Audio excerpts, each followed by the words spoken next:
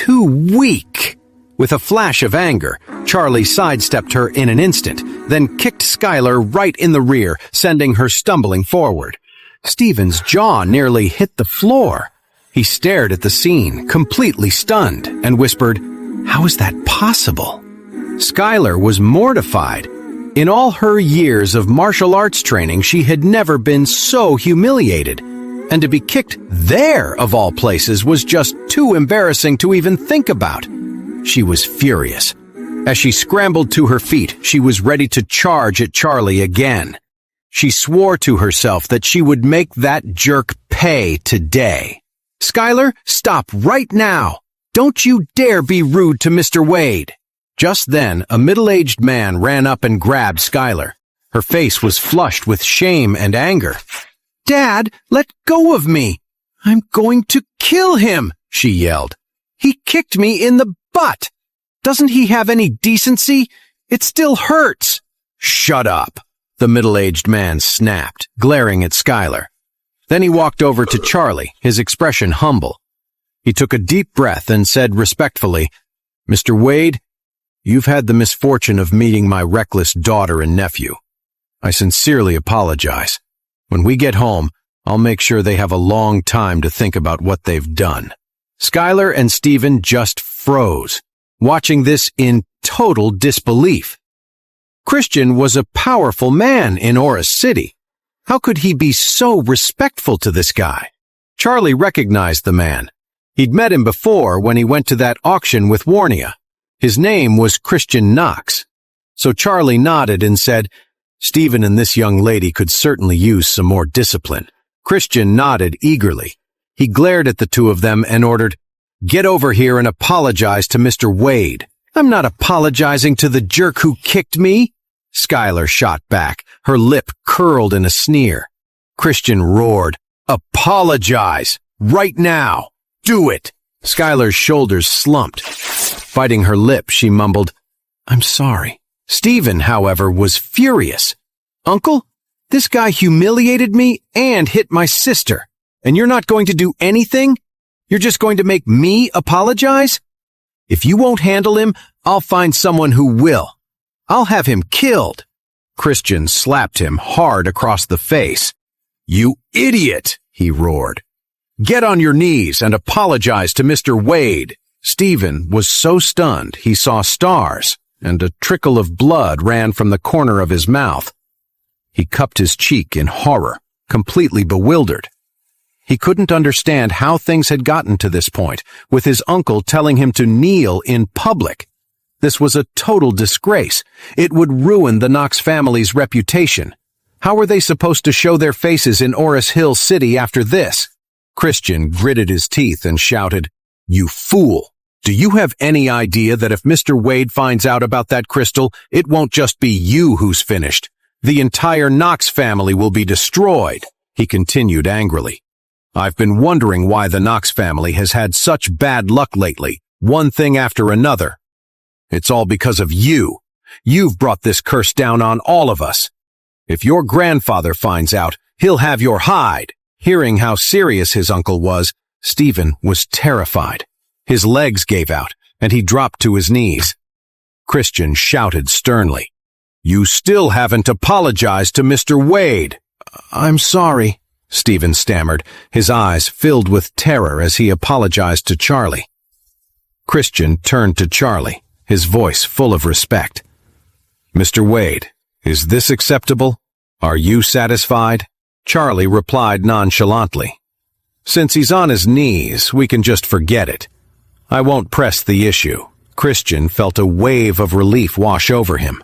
He quickly asked, "Mr. Wade, I have another question. Now that the crystal is gone, will our family's luck go back to normal?" Charlie sneered. "You wish it were that simple. That crystal's influence is powerful, and it didn't just affect Stephen. In my opinion, your entire Knox family is headed for ruin within the year." Christian was terrified by Charlie's words. What did he mean? That was too high a price to pay. Christian's face went pale. After a long moment, he sighed. "I've tried to live an honorable life, doing good deeds every day. How could things end up like this? Charlie smiled and said, "So that's why you wanted to buy that piece last time, wasn't it?" Christian nodded. For the past year, he had tried everything, but nothing worked. Not until he met Charlie. The first time they met, he thought Charlie was just good at appraising treasures and didn't think much of it. But today, Charlie had dispelled the evil spirit with just a few words.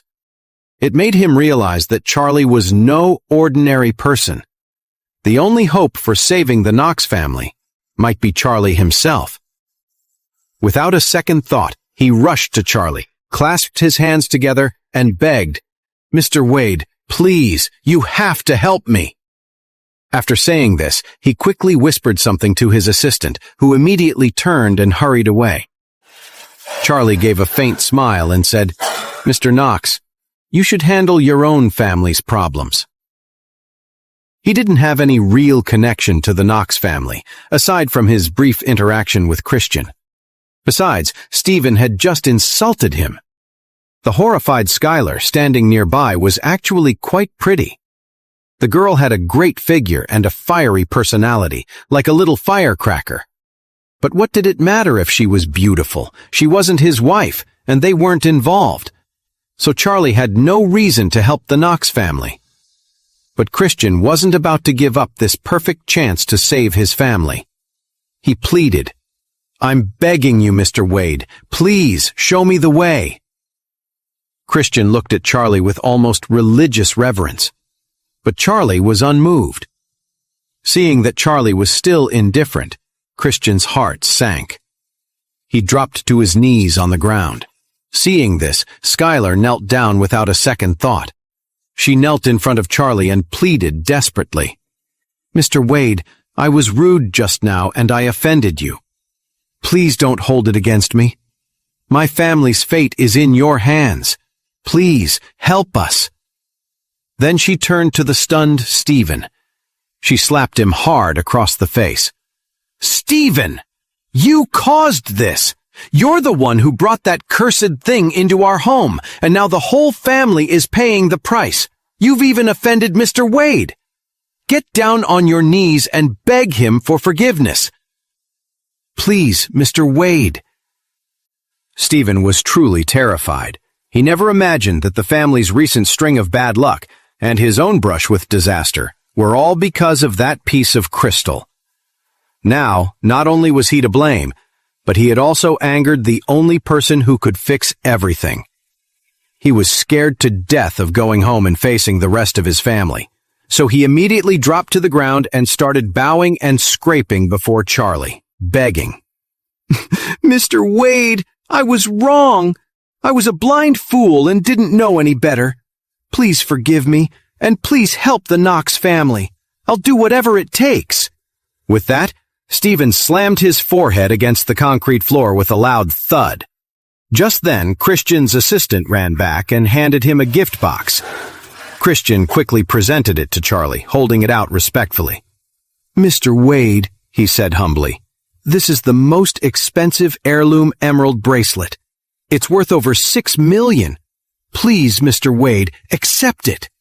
Charlie glanced coolly at the gift in Christian's hand.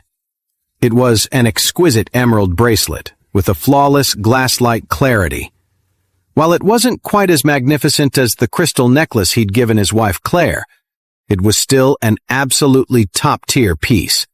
The onlookers stared, their eyes wide. Everyone recognized that bracelet. It was the most expensive one at Rare Earth, priced at $6 million. The fact that Christian Knox had sent his assistant to buy it just to give it to Charlie and was still begging him to accept it showed just how desperate he was to get on Charlie's good side. Who exactly was this Charlie? Charlie's father-in-law was also speechless. He'd never seen anything so incredible in his entire life. Charlie looked at the bracelet, but didn't take it. He just looked at Christian with a slight smile and said, "Mr. Knox, how do you know I can get rid of this evil spirit?" Christian said with conviction, "If Mr. Wade can't do it, then nobody in this world can. Charlie smiled faintly. What Christian said was true. He really did have a way to fix this. The mystic scriptures had a record of this kind of evil spirit, and it described exactly how to break the curse. Charlie glanced at the bracelet and picked it up casually. This bracelet would look beautiful on his wife Claire's wrist. As for this Christian, to be honest, he wasn't a bad guy. He just needed to discipline his family members, but that wasn't a crime punishable by death. Since he was begging so earnestly, it wouldn't hurt to help him out. So Charlie said, "All right. Since you're asking so humbly, I'll see what I can do for you." With that, he set the bracelet down. Seeing Charlie accept the gift, Christian was overjoyed and quickly bowed to him. "Mr. Wade, the Knox family has some influence here in Oris Hill City.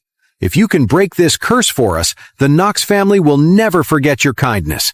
We'll be at your service whenever you need us." The crowd around them erupted in murmurs, completely stunned. The Knox family was willing to owe him everything. Charlie thought for a moment and said, "If that's the case, I'll help you this one time. The rest is up to your family's fate." Christian immediately lowered his head to the ground and said excitedly, "Mr. Wade, please show us the way." Charlie asked the nearby antique shop for a parchment ward and some cinnabar. He quickly drew a few symbols on the parchment and handed it to Christian. "Place this rune on the crystal amulet and take it home to burn incense before it daily. After 49 days, the evil spirit will be completely gone. During these 49 days, your family must avoid any bloodshed, and everyone in the family should bathe and burn incense every day. Remember this." "Mr. Wade, I will follow your instructions exactly." Christian took the rune with both hands, his voice filled with gratitude. He carefully placed the rune against the amulet, and then wrapped them both in a yellow paper bag. The moment it was wrapped, Stephen felt a weight lift off him. The constant anxiety that had been gnawing on him disappeared, and he suddenly felt clear-headed and refreshed. Christian felt the change too. His mind was clearer and calmer than it had been in a long time. He knew Charlie's method was working. A wave of pure joy washed over him. "Thank God I found Charlie," he thought. "Otherwise, the Knox family would have been completely ruined." Irvin watched all this with amazement. When Christian was done, he quickly sidled up to Charlie, a sheepish grin on his face. "Mr. Charlie, can you help me out too? When do you think I'll find myself a beautiful wife?" Charlie frowned and shook his head. "If you want to marry a beautiful wife, you should learn how to be a real man first." Standing nearby, Skylar let out a small laugh.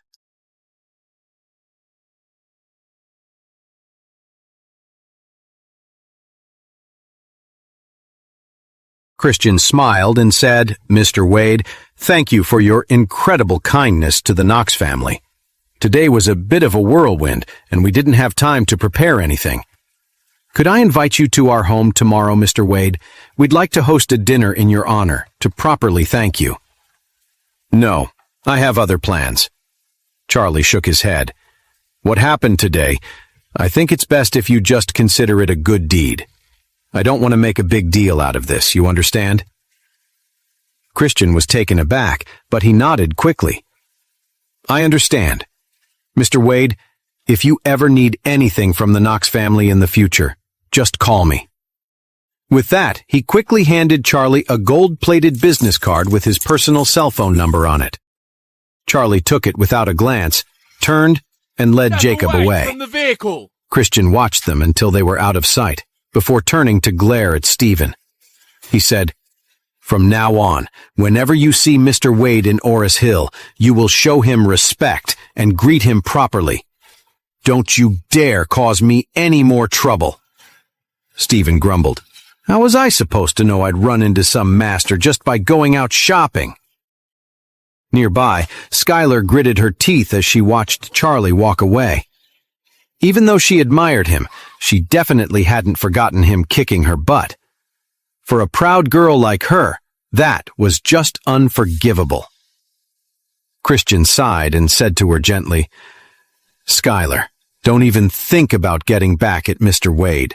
Our whole family is depending on him now." "Can he really do anything?" Stephen mumbled.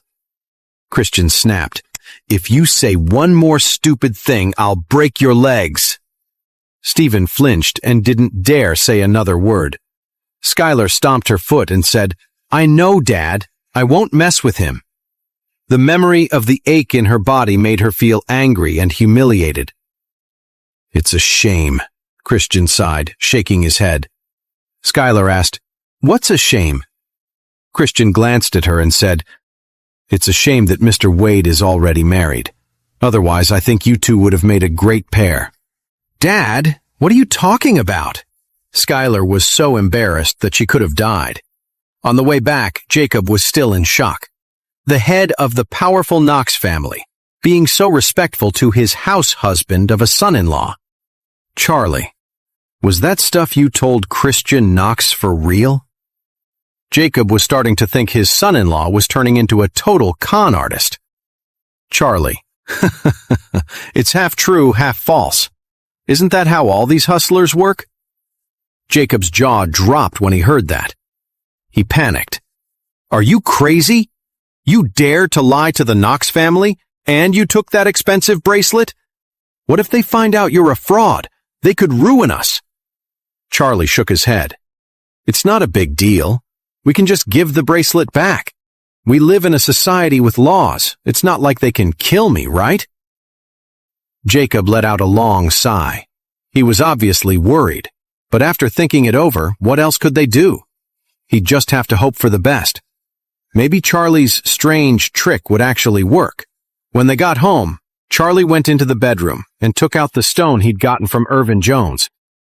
The moment he held it, Charlie felt a surge of powerful energy flow from the stone into his body. A sudden warmth spread through him, followed by an uncomfortable feeling in his chest and stomach. Soon, beads of sweat, mixed with some kind of black gunk, started pouring out of his skin. After it was over, his entire body felt incredibly relaxed. After a while, Charlie felt a rush of energy coursing through his veins. This was aura. When he looked at the stone again, he saw that its aura was gone. It looked just like a regular rock now. Charlie tried the cultivation technique from the mystic scripture, but couldn't pull any more aura from it. Charlie had no choice but to put the stone back in his pocket. He had a gut feeling this thing was special, but since he couldn't figure it out right now, he'd have to wait until his skills improved. Feeling sticky all over, Charlie quickly jumped in the shower. By the time he was done, it was already after 5 in the afternoon. Claire called him. On the phone, Claire told Charlie that she was at the Grand Group building, going over project details.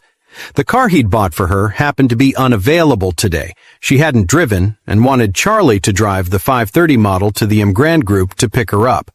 Of course, Charlie was happy to help his wife. He immediately got the car keys from Jacob, went downstairs, and drove to the Grand Group. After parking, Charlie took out his phone and called Claire. She didn't pick up, but a second later, he got a message from her. Charlie, I'm still in a meeting with the project team.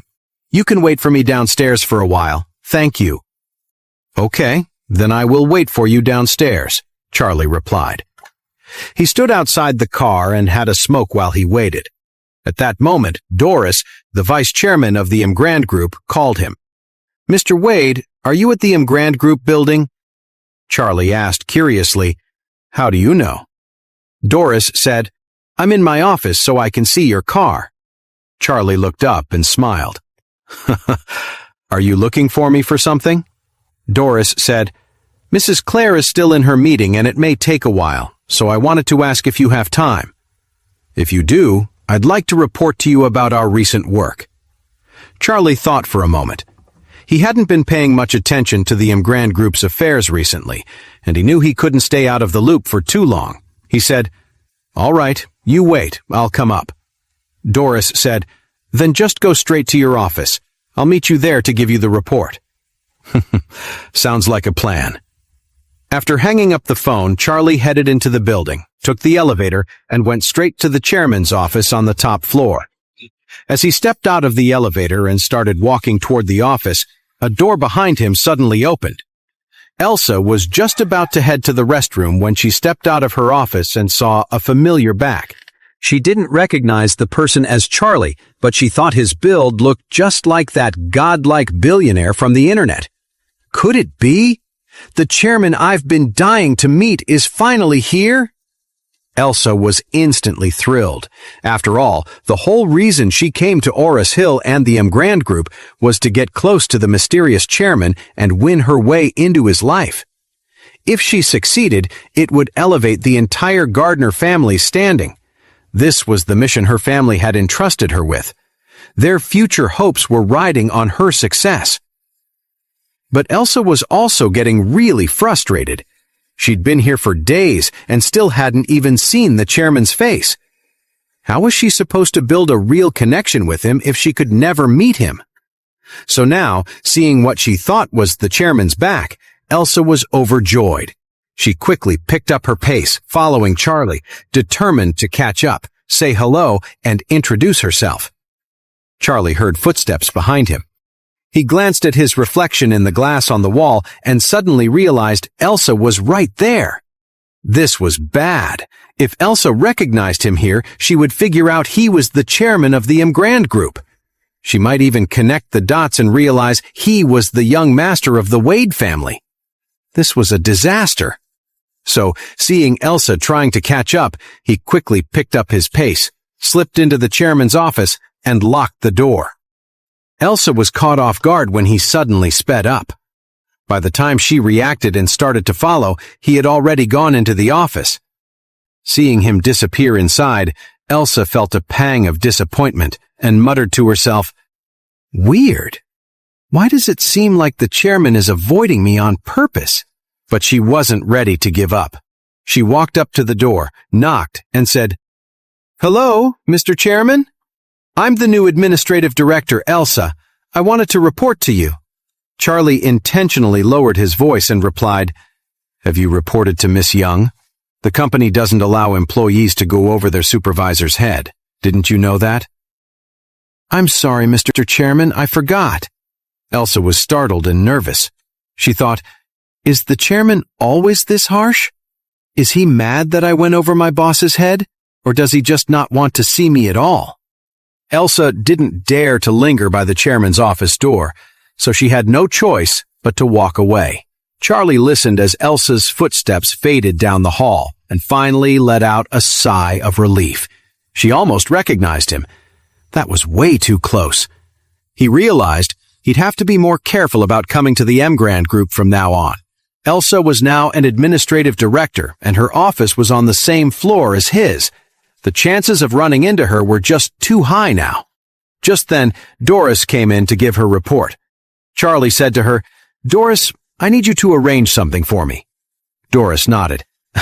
"Of course, sir. Just tell me what you need." Charlie said, "I need you to change Elsa's position." Then he asked, "What jobs in the company don't require someone to be in the office all the time?" "Sales and business development," Doris replied. "Those roles are often out of the office meeting with clients. They're basically never here." "Okay," Charlie nodded. "Then make her the sales director." "No problem," Doris agreed. "I'll get on that as soon as I get back to my desk." After that, Doris filled Charlie in on the company's recent progress. The Grand Group's new 6-star hotel project was officially underway. The site was at the base of Eagle Peak Mountain, a beautiful spot with amazing scenery. Once it was finished, it would be the first 6-star hotel in Oris Hill, a truly luxurious destination. The hotel construction was going smoothly. They expected it to be finished in 2 years and open for business about 2.5 years from now. By then, the Grand Group's revenue would reach a whole new level. Charlie instructed her, "If my wife is doing well and has the capacity, feel free to give her more projects." Doris replied immediately, "Don't worry, Master. I'll make sure of it." Realizing his wife's meeting was about to end, Charlie told Doris, "Go call Elsa to your office now. I'll use that as my chance to slip out." Doris nodded quickly, went back to her office, and called Elsa.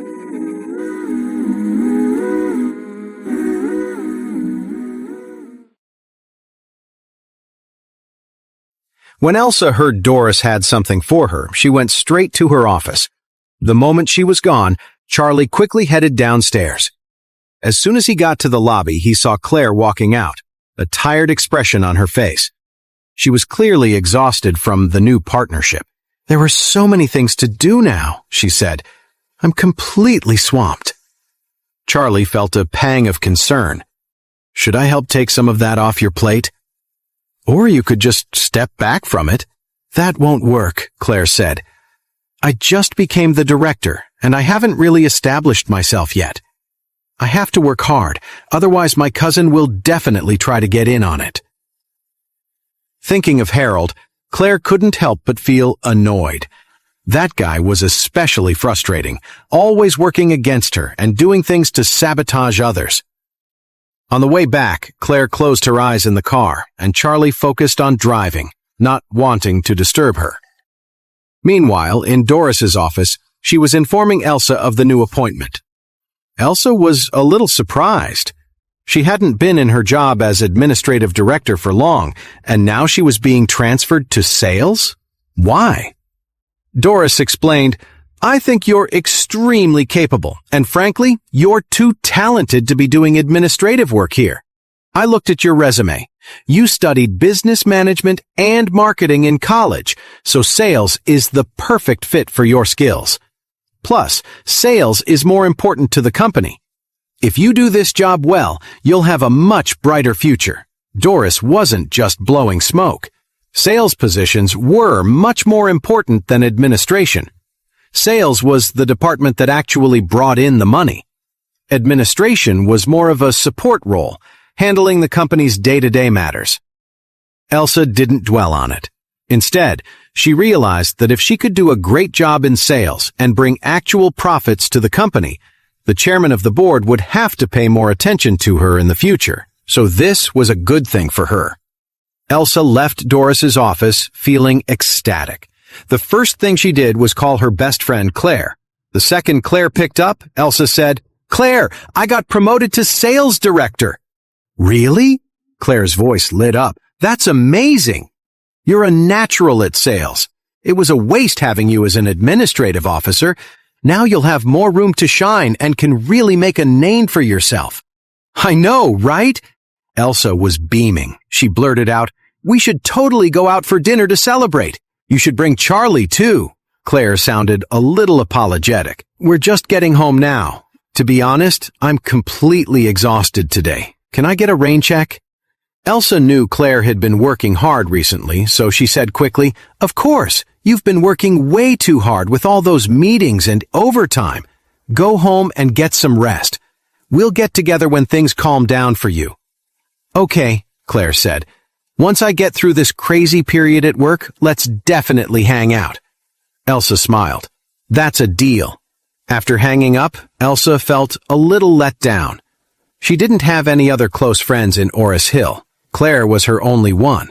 Now that she'd been moved to sales director, she had a bigger stage and a great opportunity to prove herself, but she couldn't find anyone to celebrate with. Just as she was sighing to herself, her phone rang. It was Harold. When Elsa saw Harold was calling, she didn't want to answer. She didn't have a good impression of Harold and could tell his only motive was to get close to her. She had zero interest in guys like him, so she declined the call. But Harold was persistent. After a few more calls in a row, Elsa finally answered, annoyed.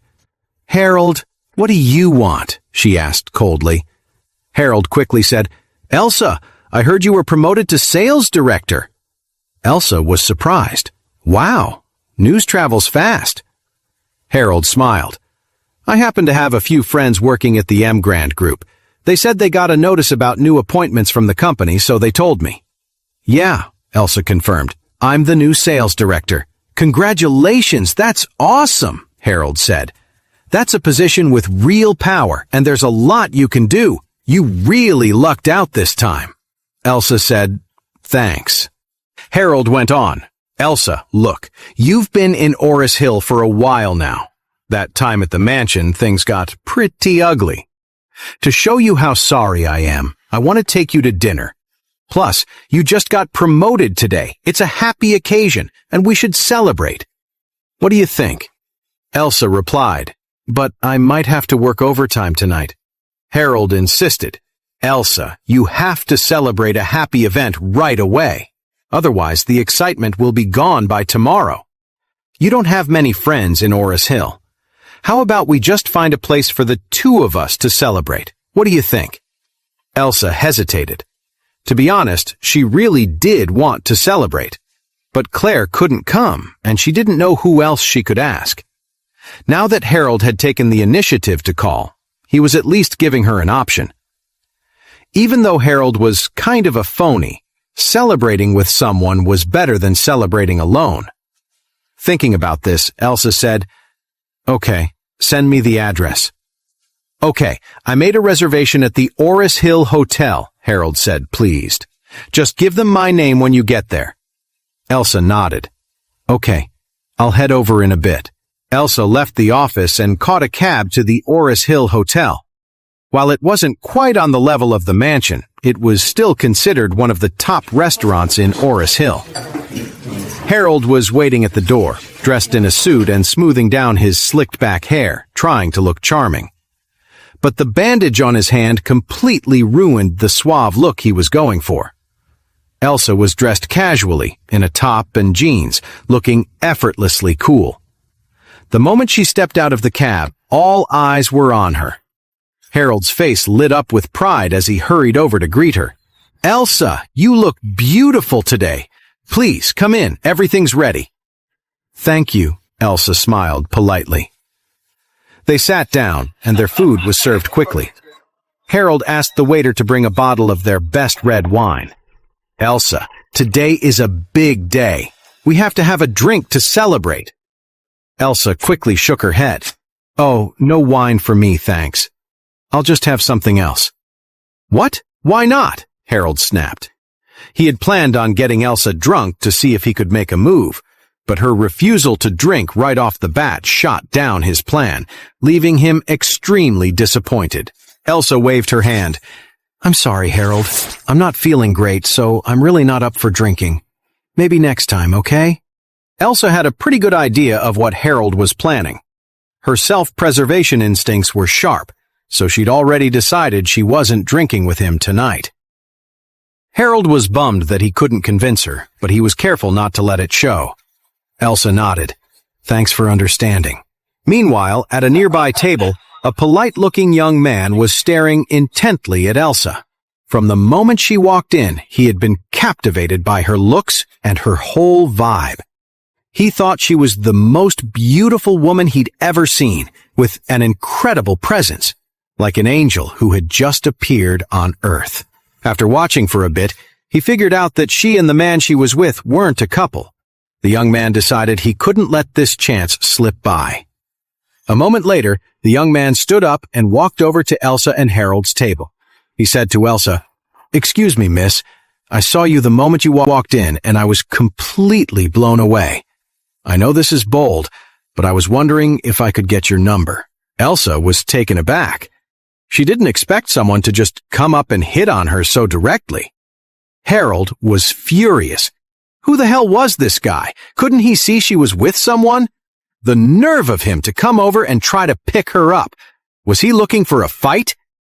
So before Elsa could say a word, Harold spoke up. Who are you? And what do you want at our table? The young man said, How is this any of your business? I'm talking to the lady. Then he turned back to Elsa.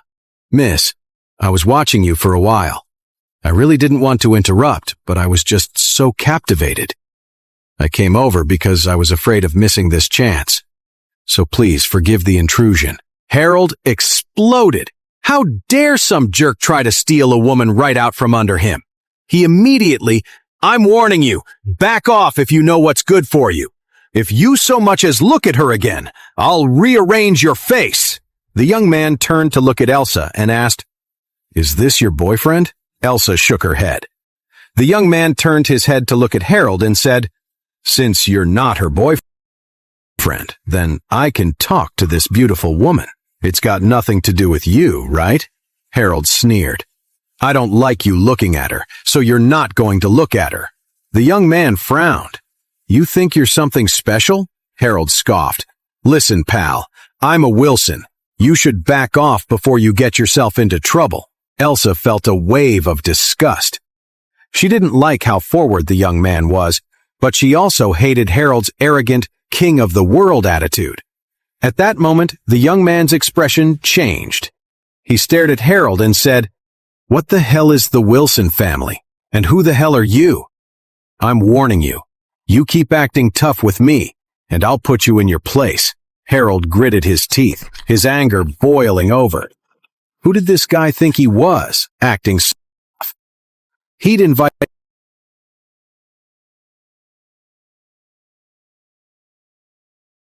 Elsa to dinner and had already been embarrassed once tonight. If he didn't teach this guy a lesson and ended up getting humiliated in front of Elsa again, he'd have no chance with her. Thinking this, he didn't say another word. He grabbed the wine bottle from the table and yelled, "Enough of your crap! You're gonna get it!"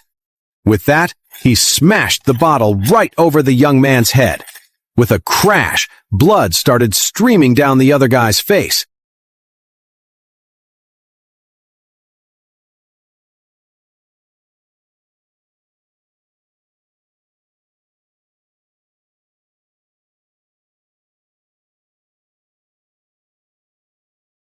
The young man staggered, dizzy from the blow, barely able to stand. The sudden violence with the wine bottle shocked everyone around them. Harold stared at the young man, whose face was now covered in blood, and sneered. "If you don't get out of here, I'll break your leg." The young man gritted his teeth, clutching his head. "Okay, you've got guts. You just wait." After that, the young man held his bleeding head and hurried out of the restaurant. Harold, "Idiot. You're going to threaten me? Please. Who in this city is Harold afraid of?" He then turned to Elsa with a smug look. "Elsa, guys like that are everywhere.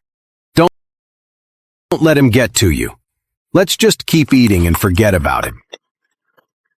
The whole thing had ruined Elsa's mood. She just nodded without saying anything. Throughout the rest of the meal, Harold tried several times to lighten the mood, but Elsa wasn't having it. In her mind, Harold wasn't just incompetent, he was also reckless. He was not the kind of man she was interested in at all. Harold had thought that standing up to the guy would impress Elsa, maybe even win her over. He never expected that it would just make her more repulsed and disgusted by him. This left him feeling completely dejected. He hadn't realized Elsa wasn't into guys who resort to violence. It was like he'd shot himself in the foot. Harold was miserable for the rest of the meal. After they finished eating, he wanted to talk with Elsa a bit more, hoping to build some connection. Instead, Elsa frowned and said, "It's getting late. I should get going. Thanks for dinner." Harold said, "Then I'll give you a ride." Elsa shook her head. "No, I'll just get a cab." At this point, Elsa just wanted to put some distance between herself and Harold. Harold was furious but tried to hide it. "Then I'll at least walk you to your car."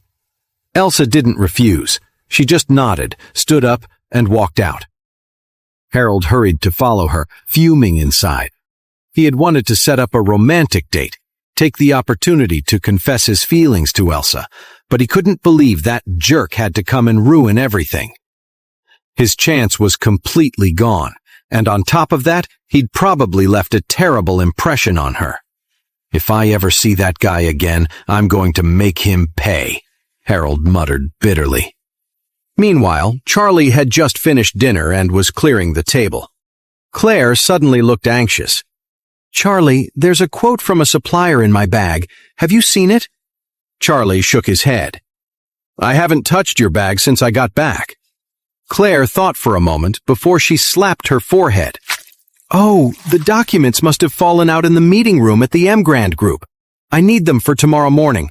Can you drive me there to get them?" Charlie smiled. "You're so tired. You should rest. I'll go get it for you." Claire sighed. "I really am exhausted, so please, that would be a huge help." The document number is GY 2019-1101. Charlie waved his hand. It's no big deal.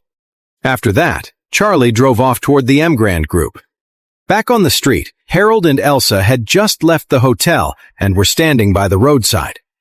Elsa was about to hail a cab when, at that moment, 3 white vans screeched to a stop nearby. A dozen tough-looking guys suddenly jumped out and rushed toward them aggressively. The men were all wearing black masks and carrying steel pipes. They were clearly here for revenge. This is not good, Harold thought, scared out of his mind when he saw so many people running toward him. Elsa saw it too, and her face went pale with shock. She guessed this group of people must have been sent by the young man from before, looking for revenge. From the looks of it, she was afraid they were going to get seriously hurt. Sure enough, the young man, now with a gauze bandage on his head, stepped forward and shouted, "Damn it! That's the guy!" As soon as he said that, the whole group charged straight for Harold. "I'm the young master of the Wilson family. You can't touch me!" Harold yelled, trying to sound tough, even though he was terrified. A burly man with a nasty smirk stepped forward and swung a steel pipe right at him. Harold was so scared he nearly wet his pants. In a moment of pure panic, he shoved Elsa out in front of him. "Oh!" Elsa cried out as he pushed her toward the gang. Seizing the opportunity, Harold sprinted to his car, jumped in, and sped away without a second thought. Elsa was absolutely furious. That Harold was such a coward. He started this whole mess, and at the first sign of trouble, the big tough guy shoves a woman in front of him to take the fall while he runs away. Was it even possible to find a bigger scumbag in the entire world? Watching Harold escape, the young man with the bandaged head cursed. That coward just ditched the girl and ran all by himself. What a loser. Then he stared at Elsa and said coldly, "Hey, pretty girl, you better call that coward and get him back here. Otherwise, you're not going to like what happens next." "Elsa, I barely know him. Please don't drag me into your business." The young man pointed to the gauze on his head. "Damn it, I've got 16 stitches because of him. I can barely think straight, and it hurts to even eat. If he doesn't come back to save you, then you're going to have to make it up to me and my guys for all our trouble." "Elsa, you can't do this. This is illegal." "Illegal?" The young man. "My word is the law out here. After we're done with you, you'll find out what's legal and what isn't." A chill ran down Elsa's spine. Panic and despair washed over her. She said quickly, "I'll call him now." With that, she pulled out her cell phone and dialed Harold's number. Harold was flooring it, trying to get as far away as possible when he suddenly saw Elsa's name flash on his phone. His heart sank. "This is just great," he thought. Damn it, what terrible luck! He'd been told to get close to her, to build a relationship with the Gardner family so his own family could move up in the world. Well, so much for that. He'd completely blown it with Elsa now. But there was no way he was answering the phone right now. Answering meant going back, and even a fool knew what would happen then. Would he even make it out alive if he went back? That gang was serious, and they were carrying steel pipes. Even if they didn't kill him, he'd probably end up crippled for life. Girls were one thing, but his life was more important, so he made his choice. He kept driving, ignoring her call. Elsa's call went unanswered. She was desperate. She pleaded with the young man. "I can give you money. Please, just let me go. This has nothing to do with me." The young man just grinned cruelly. "I don't want your money," he said. "I want you." A wave of terror washed over Elsa. She knew if she didn't do something, he would never let her go. So while he was off guard, she gritted her teeth and kicked him hard, right between the legs. The young man never expected her to fight back. The kick landed squarely, and he doubled over with a screaming scream of pain. In a blind rage, he swung his arm out, and a knife in his hand slashed into her. Elsa tried to run, but a sharp pain shot through her thigh. She screamed and collapsed to the ground. The sharp blade was buried in her leg, and blood was already soaking through her clothes. "You stupid girl! Think you can run?" The young man, furious now, grabbed her by the hair. He sneered. "Congratulations! You've really ticked me off. Now my buddies and I are going to settle scores." Tears of despair streamed down Elsa's face. In her heart, she felt like this was the end. She knew this man wouldn't let her go. She was terrified she was going to die right here, at his hands. At this point, it felt like no one could possibly save her. She didn't even notice the black car slowly pulling up nearby. Charlie, who was driving, saw her in an instant and frowned. The sharp pain in Elsa's leg was unbearable. Utterly desperate, tears streamed down her face. Seeing her tear-streaked, beautiful face only seemed to fuel his cruelty. He swallowed hard and barked, "Get her in the car!" He reached down to drag her toward the car. Just then, he heard several agonizing screams from behind him. "What the hell?" The young man whipped his head around angrily, shouting, "What's going on?" But as soon as he looked up, he felt a rush of wind. Before he could even react, an excruciating pain exploded across his face. His vision swam with stars, and he heard a sickening crack as his nose broke, blood gushing everywhere. The young man screamed in agony, staggering backward before collapsing. As he fell, his last clear sight was of his friends, sprawled on the ground like rag dolls, completely motionless. Elsa looked up, her eyes wide with a mix of horror and shock. A man in a black mask stood over her, his eyes as cold and sharp as a blade. Elsa was shocked, but a wave of relief washed over her. A question raced through her mind. Who was he? Was he here to save her? Yes, she thought, he must be.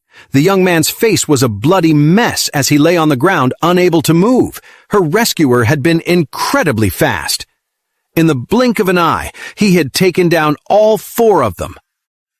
It took a few seconds for the remaining thugs to process what had happened. Then, with angry roars, they charged at the masked man, shouting for their downed friends. "Who are you?" Elsa stammered, looking up at the man from where she sat on the ground. The man didn't answer. Instead, he quickly scooped her up and disappeared down a dark alley.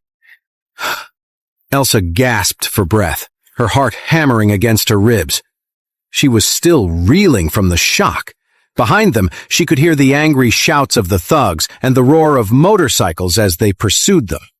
The wind whipped past her face. She'd lost a lot of blood from her leg, and between that and the sheer panic, all she could do was cling weakly to the man carrying her. For some reason, there was something familiar about him. She had no idea that the mysterious man holding her was Charlie, her best friend's husband. Charlie had just been driving by when he spotted Elsa cornered by those guys. Worried she was in serious trouble, he'd thrown on a mask to save her. Ever since he'd been changed by the spiritual energy from that white stone, Charlie's abilities were on another level. He was much faster and more skilled than before. The neighborhood was a maze of alleys, and Charlie used them to quickly lose their pursuers. He carried Elsa for a good distance, finally stopping deep inside a park. It was getting dark, and the trees and bushes were thick here. Even if the gang caught up, they could easily hide. He gently set Elsa down on the ground and frowned when he saw her pants were soaked in blood.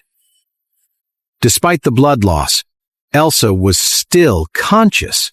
She looked pale, but her eyes were filled with gratitude. "Thank you for saving me," she said, her voice weak. "Who are you?"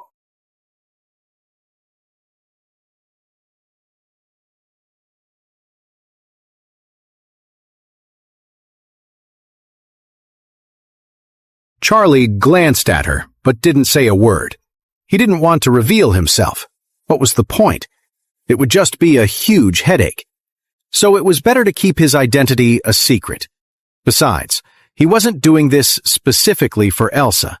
He was only saving her for his wife Claire's sake. When Charlie stayed silent, Elsa got the message. She knew he didn't want to reveal his identity, so she didn't press him.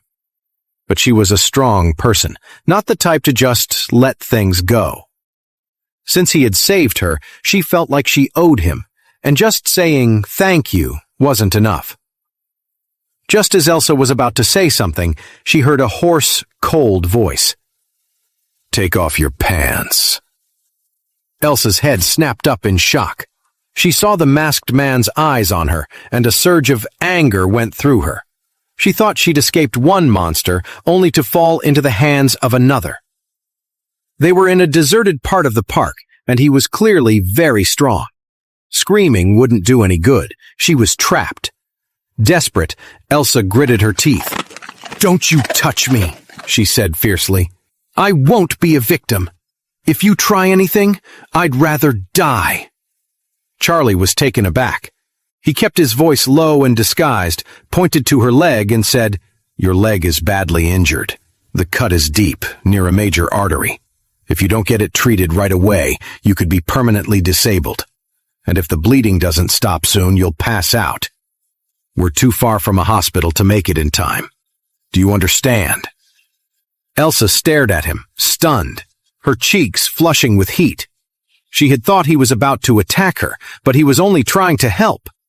Seeing Elsa staring at him, completely dumbfounded, Charlie sighed internally.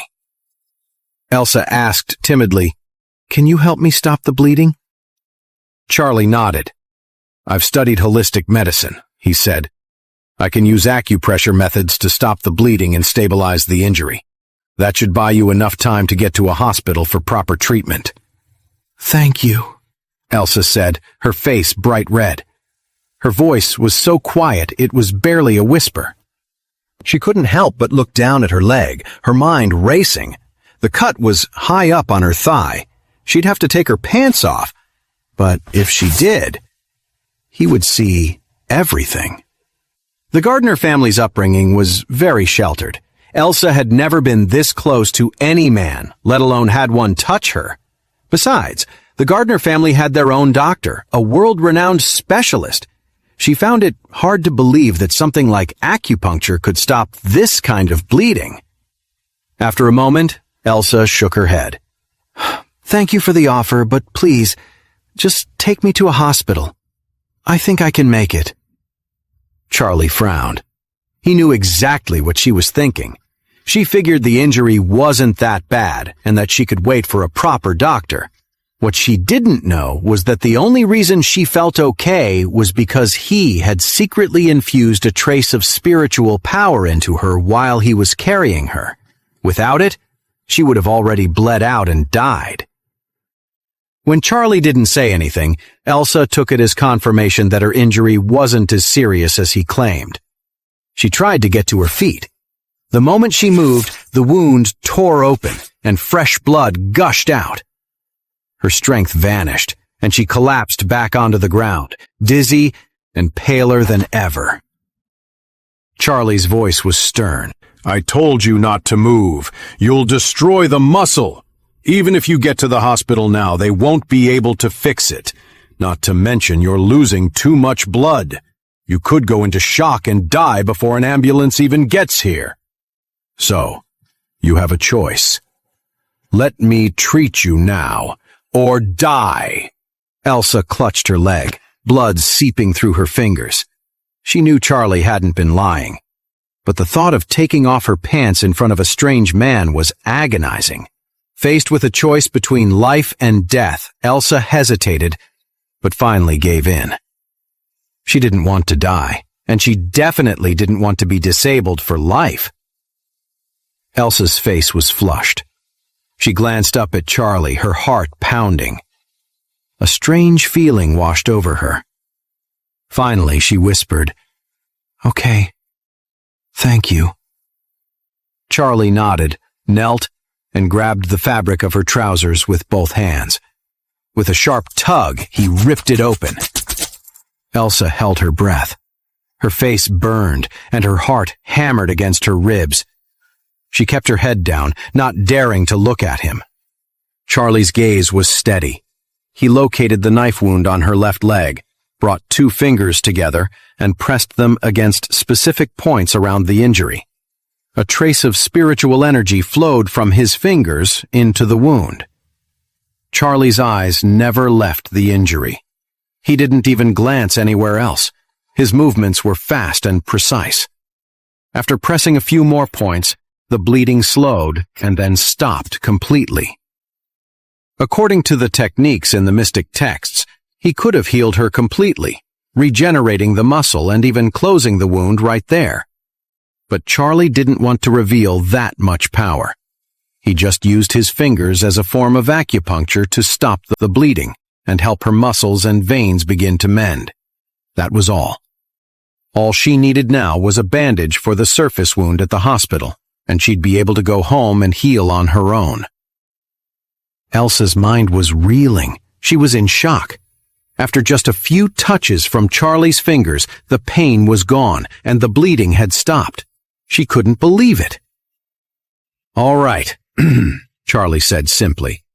He stood up without a second glance. "Try standing up." Elsa cautiously tried to stand. Her leg held her weight, and the bleeding had completely stopped. A wave of surprise and relief washed over her. She blushed and looked up at him, saying shyly, "Since you don't want to tell me your name, can you at least let me thank you properly?" "No," Charlie said. He had no intention of revealing his identity. "You saved my life," Elsa said. "If I can't even thank you, I'll feel guilty forever." She reached up and unclasped a necklace. "This was a gift from my grandfather for my coming-of-age party. You saved me, and I want you to have it." In her hand was a platinum chain with a sparkling pink diamond on the pendant. Charlie was about to refuse, but then he felt a faint aura coming from the stone. A thought crossed his mind, and he took it from her. He nodded, then took off his jacket and tied it around her waist. "Sorry about your pants," he said. "You can use this to cover up. I used your phone to call for an ambulance. They should be here from the local hospital in a few minutes. You're safe now. I have to go." After he finished speaking, Charlie turned and walked away without looking back, disappearing into the dense park almost instantly. "Hey, wait!" Elsa called out, but he had already vanished from sight. Just then she heard the distant wail of an ambulance siren approaching the park. She looked down at the jacket tied around her waist, then back towards where Charlie had disappeared, feeling a profound sense of loss. A second later, it hit her. The way he walked away looked incredibly familiar. Elsa racked her brain, and then it clicked. His silhouette was exactly the same as the mysterious chairman of the M. Grand Group. Could it be him? But she hadn't asked for his name, and she hadn't seen his face. She had no way of knowing if she was right. Just then, Elsa noticed something on the ground where Charlie had been kneeling. It was a small gray pebble. Carved into it were the words, "Peace and Wealth." He must have dropped this by accident, right? She thought. Elsa immediately clutched the stone like a treasure. If she never saw him again, this would be the only thing she had to remember him by. After the ambulance rushed Elsa to the hospital, the doctors diagnosed her injuries as surprisingly minor. The attending doctor, completely unaware of the initial treatment Charlie had provided, was baffled by her condition. Judging by the stab wound, her tendons should have been ruptured and severely damaged. But aside from the surface wound, Elsa's tendons and veins were perfectly intact, almost as if they'd been reconnected and were now even stronger than before. The doctor told her, "You should be fully recovered after just a few days of rest. Honestly, this is incredible. Did you do anything to treat the wound before you got here?" Elsa thought of the mysterious man, but simply said, "No, I didn't do anything special." The doctor, "Well, that's amazing." Then the doctor added, By the way, I've already notified the police. They should be here soon. You can give them your statement about the attack." Elsa nodded gently. The police arrived quickly. An attack on a senior executive from the Emgrand Group was a serious matter. One of the officers knew the Wilson family and was aware that Elsa was their guest, so he notified them as well. Meanwhile, at the Wilson estate, the whole family was gathered, trying to figure out what to do. Harold had told them Elsa was in trouble, but conveniently left out that it was his fault. Mrs. Wilson still saw this as a golden opportunity for the Wilson family to shine. She was determined to find Elsa, stage a heroic rescue, and create a scenario where Harold could win Elsa's heart. When she heard Elsa was already in the hospital, Mrs. Wilson was visibly disappointed. "What a shame!" she exclaimed. "If Harold could have seized the opportunity to be the hero and save her, it would have been perfect." Then she announced to everyone, "Come on, we're all going to the hospital to see her." Harold's stomach was in knots, but he had no choice but to bite the bullet and go to the hospital with his family. On the way over, Harold had already cooked up an excuse, but he wasn't sure if Elsa would buy it. When they got to the hospital and saw Elsa, Harold plastered a look of shock on his face and rushed over. "Elsa, are you okay? I was just about to call my dad to get some guys together to come rescue you." "Rescue me?" A flash of bitter irony crossed Elsa's face. She said coldly, "You're the one who almost got me killed." Harold scrambled to explain. "Elsa, don't get me wrong. I was trying to draw their attention. They were after me, not you. I never thought they'd actually hurt you." Elsa scoffed, too disgusted to even argue with Harold. She had seen his true colors, and all she could think about was how to stay as far away from him as possible from now on.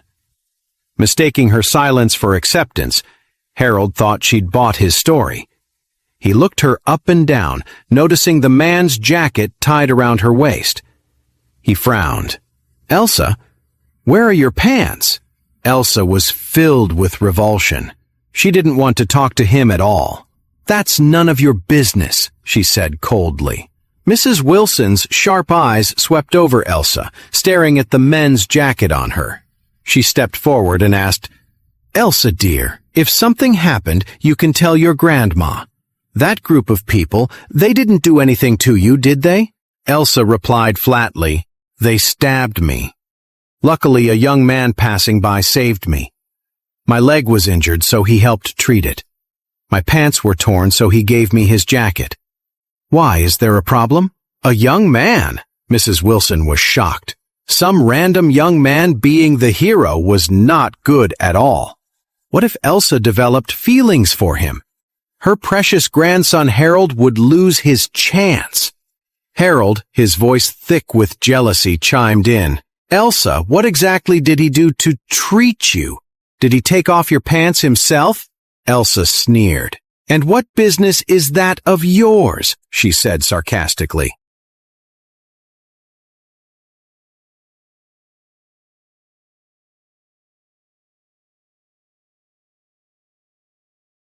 A buzz of jealousy shot through Harold's mind. He hadn't even held Elsa's hand, and now some stranger had not only seen her undressed, but had touched her leg. How could he possibly accept that? At that moment, Harold didn't care that Elsa was already disgusted with him. He gritted his teeth and said, "I don't think that guy wanted to save you at all. I think he was just trying to take advantage of the situation." As soon as Harold spoke, every member of the Wilson family turned to stare at Elsa. They were all thinking the same thing. A beautiful woman, her clothes a mess, alone with a strange man who was touching her. The whole situation made their imaginations run wild. Elsa was trembling with anger, utterly disappointed in Harold. Not only did he run away and leave her, but now he was twisting what happened into something ugly and in front of his entire family. It was shameless. Elsa said coldly, "Harold, the person who saved me did nothing wrong. I took off my own pants. This has nothing to do with you." Then she gritted her teeth and let him have it. "This is all your fault, Harold. Everything that happened tonight is because of you. When those guys came looking for a fight, you ran off and left me there all alone. I'm the one who got stabbed, and now you have the nerve to say things like this? Have you no shame?" Harold choked on his words, his face flushing red. He was speechless.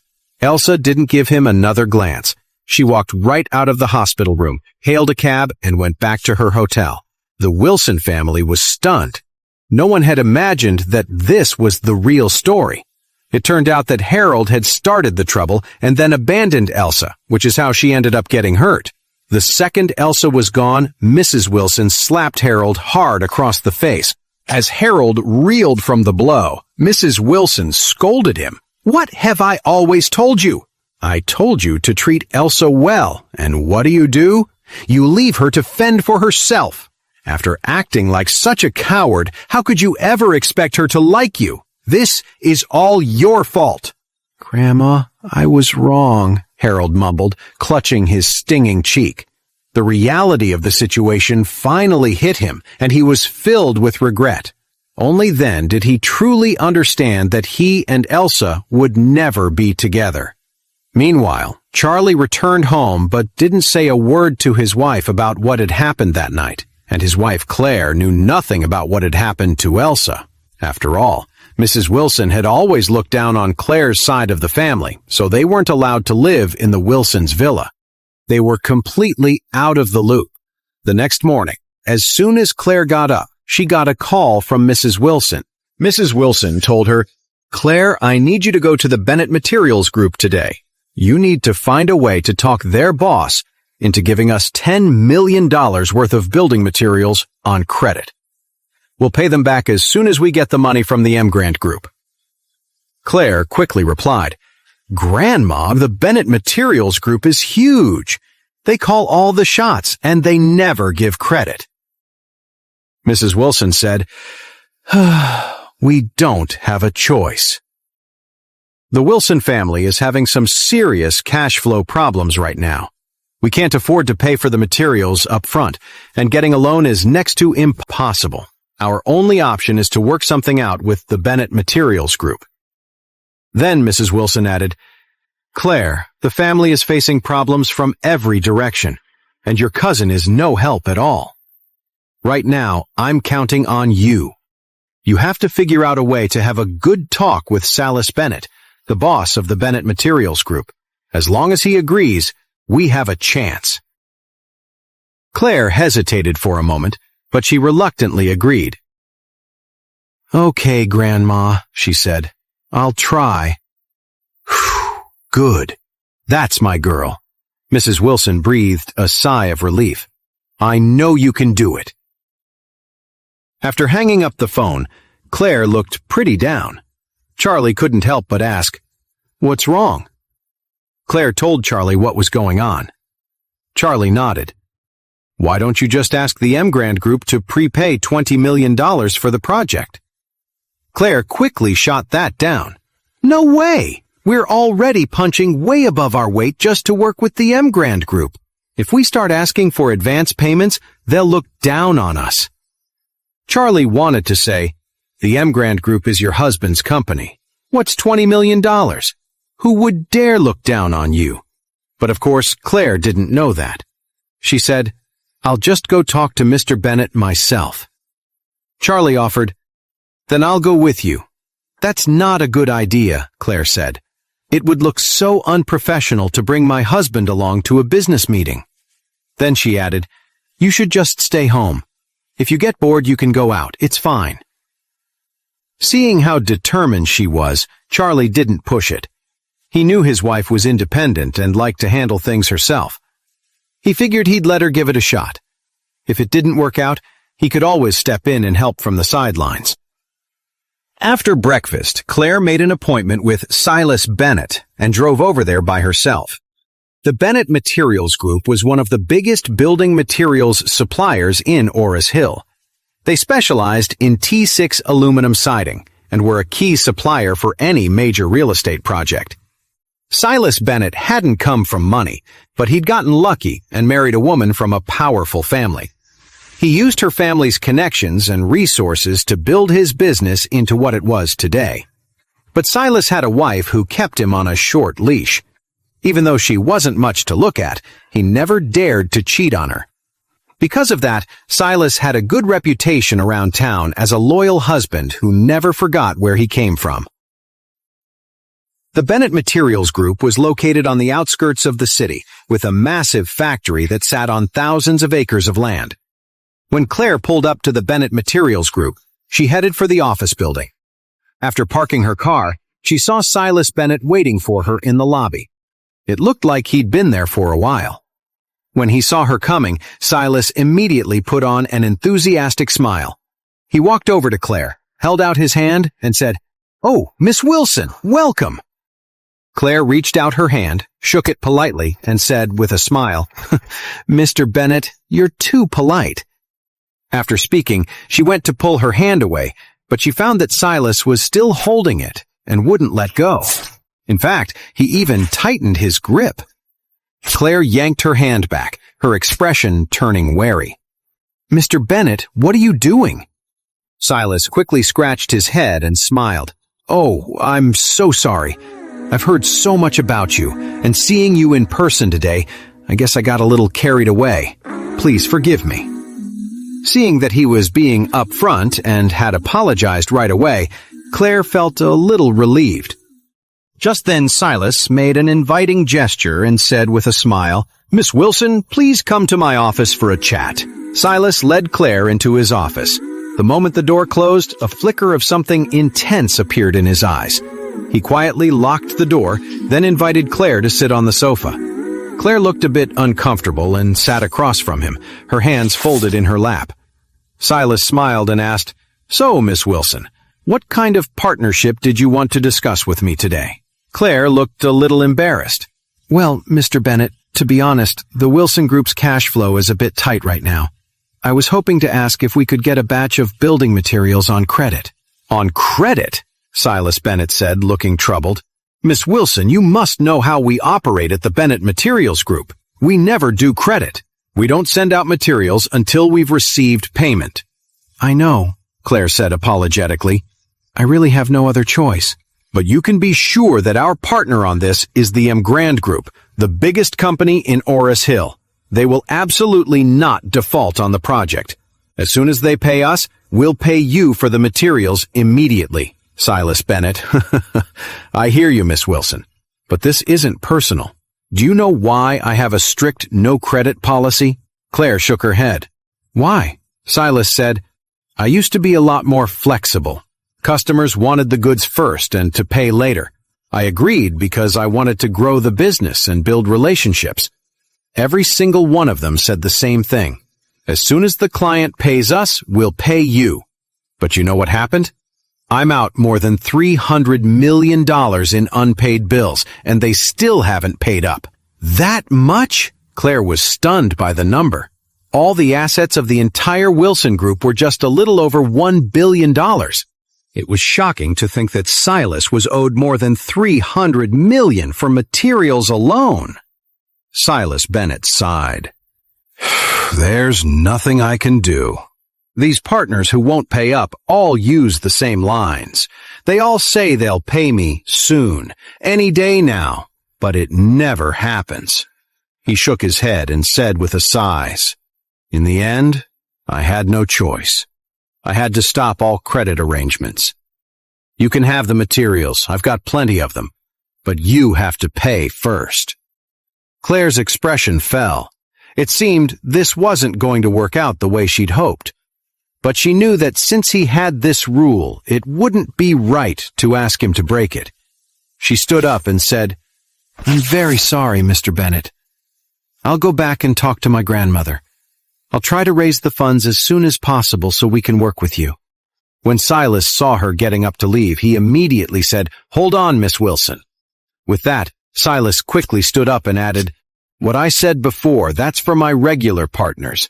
But for you, Miss Wilson, well, you're a special case." Claire asked, confused, "Mr. Bennett, what do you mean by that?" Silas's eyes narrowed as he stared at Claire greedily.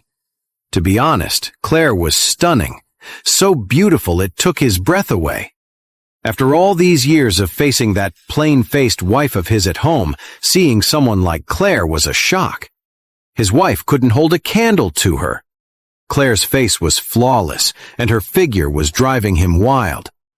A woman like that was the ultimate prize. Why couldn't he get that lucky? Why did a perfect woman like her have to marry that well-known loser? What did that good-for-nothing husband of hers have that he didn't? As he thought about it, it felt like 1,000 ants were crawling under his skin.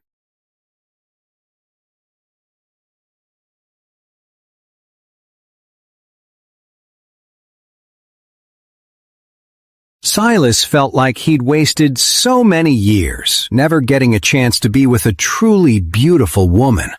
Half his life was gone, and he'd spent it paying attention to that awful wife of his. Today was his chance to break free. Thinking of it, he smiled and said, "Oh, Miss Wilson, since you're in need, we can definitely talk about this. I'm Silas Bennett, and I'm not as unreasonable as you might think." Claire thought she had a chance, and she quickly sat back down, asking hopefully, "Mr. Bennett, are you willing to give us the building materials on credit?" Silas deliberately kept his answer vague. "If it were anyone else, I'd say no immediately. But since it's you, Miss Wilson, I can consider it." Claire quickly added, "Our partnership with the Grand Group is very solid. If you give us the materials on credit, we'll be able to pay you as soon as we get the first payment from Grand." Silas nods. "Hang on. Let me make some coffee and we can talk it over." With that, he got up and went to get the coffee from a cupboard. With his back to Claire, he put the coffee in the coffee maker, while also taking a small box from his pocket. He usually took these pills himself. He'd been having some trouble sleeping lately, and his doctor had prescribed some powerful sleeping pills for him. Just one pill was usually enough to guarantee him a good night's sleep. Silas put 6 sleeping pills into the water for the coffee. His intentions were far from innocent. In his mind, he had already planned how to manipulate the situation in his favor, counting on her trust, her vulnerability, and the compromising position she'd soon be in. He believed that with the right leverage, she'd never be able to defy him. Feeling satisfied with his plan, he composed himself and returned to the sofa, placing the coffee on the table with a smile. While pouring Claire a cup of coffee, he said, "Miss Wilson, don't worry. Let's relax and talk this over with a nice cup of tea." Claire didn't suspect a thing. After all that talking, her throat was a little dry, so she picked up the cup and took a big sip. Silas was beyond excited now.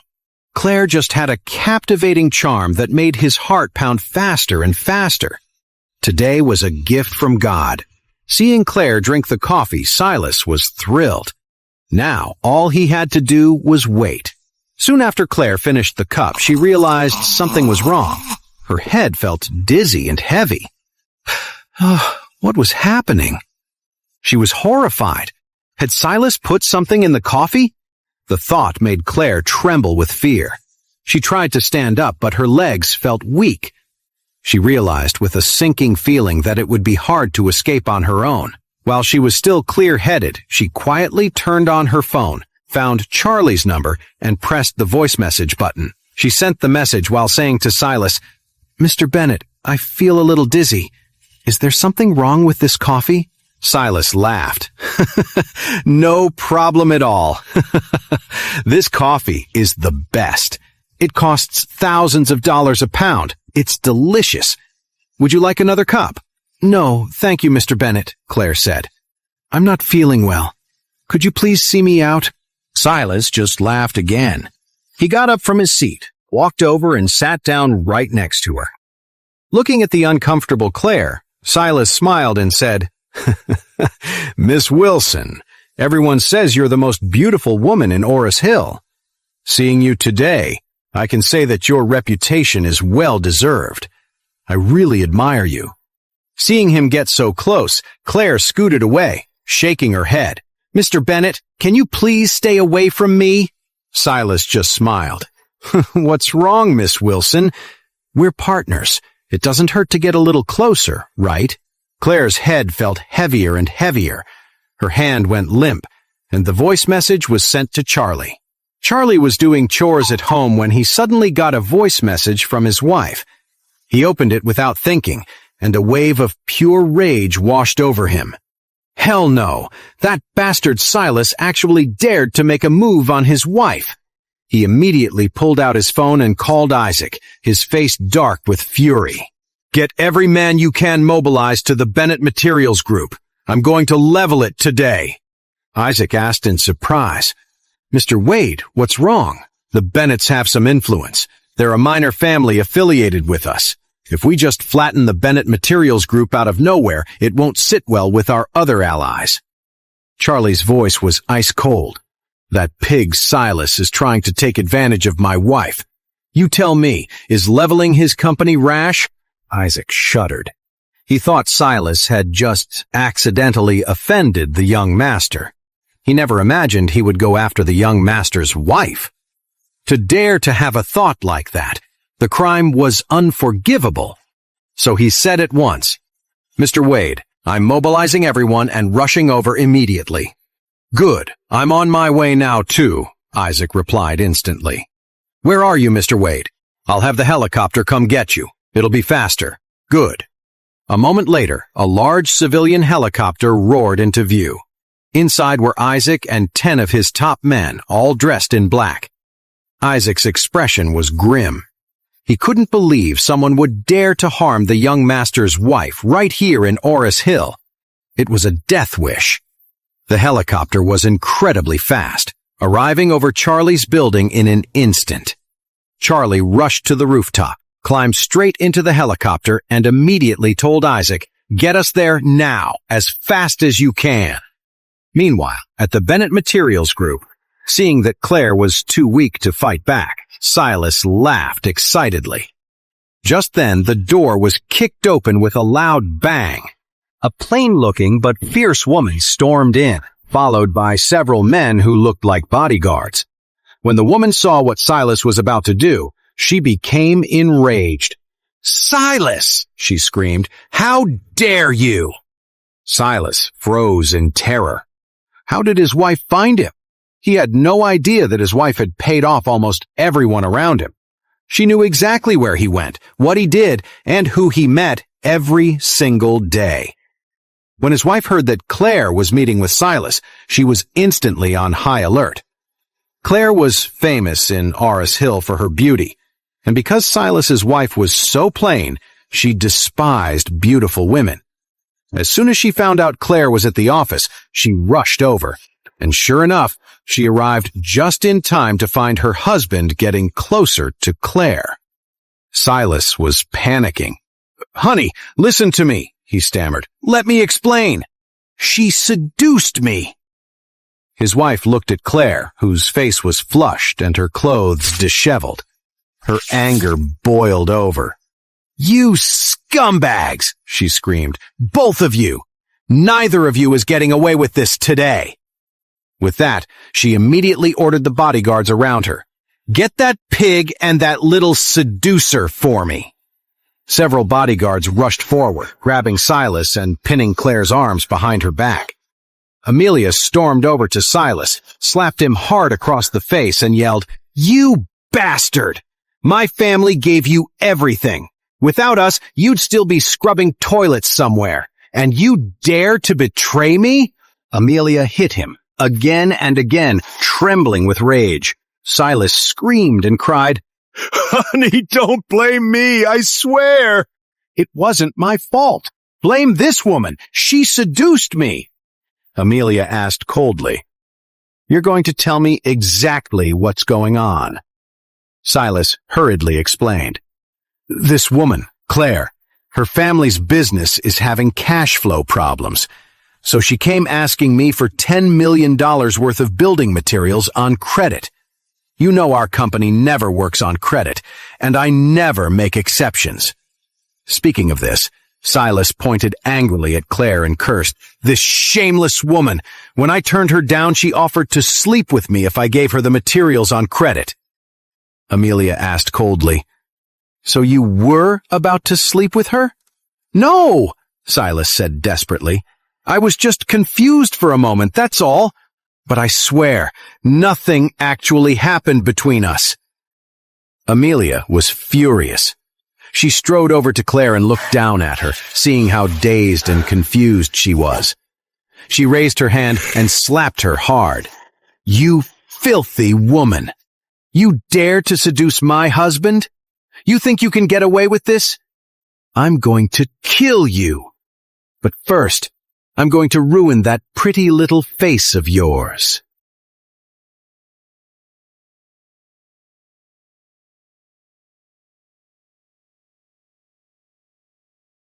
The slap from Amelia made Claire a little more sober. She held her face, looking at the furious woman in front of her, and asked, "Who are you? What are you going to do?" Amelia gritted her teeth. "What am I going to do? I'm going to kill you!" Then she yelled to the bodyguard next to her, "Where's the knife? Give it to me. I'm going to carve up her face." "Yes, miss." The bodyguard immediately pulled out a sharp knife and said respectfully, "Miss, for someone like this, you shouldn't have to dirty your hands. Let me do it."